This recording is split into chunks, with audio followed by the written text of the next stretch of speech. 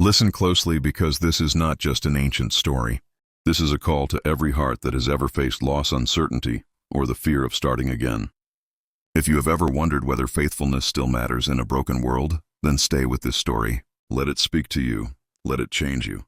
And if this message touches your heart, share it with someone who needs hope today. The story of Ruth begins in the days when judges ruled Israel, a time filled with instability and spiritual decline. A famine struck the land of Bethlehem, forcing a man named Elimelech to leave his homeland with his wife Naomi and their 2 sons. They traveled to the land of Moab seeking survival. In Moab, tragedy followed them. Elimelech died, leaving Naomi alone with her sons. The sons later married Moabite women named Orpah and Ruth, but after several years, both sons also died.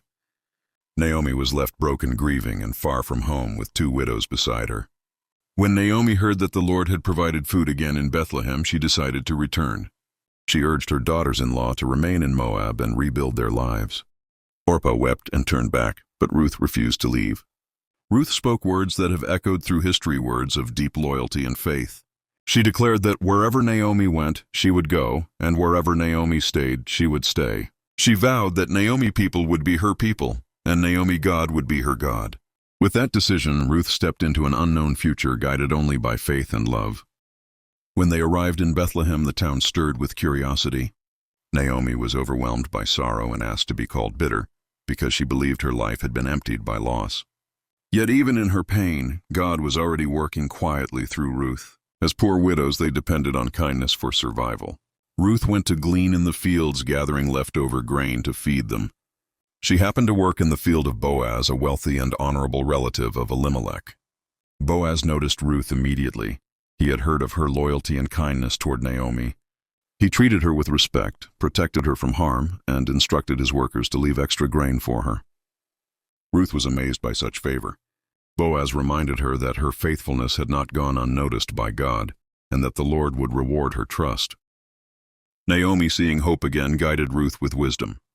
According to the customs of Israel, Boaz had the right to act as a redeemer for their family.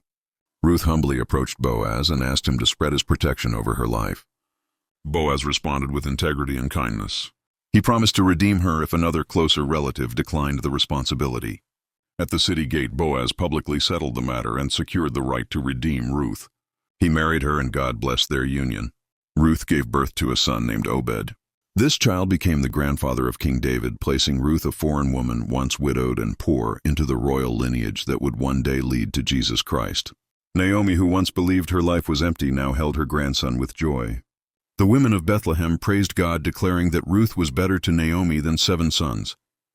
Through faithfulness, humility, and love, God transformed sorrow into joy and loss into legacy.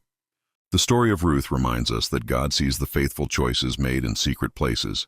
Loyalty is never wasted, kindness is never forgotten, and faith, even when the future is unclear, can open doors only God can open. If this story encouraged you, take a moment to reflect, share it with someone, and choose faithfulness today, because God is still writing redemption stories through ordinary lives, just like Ruth.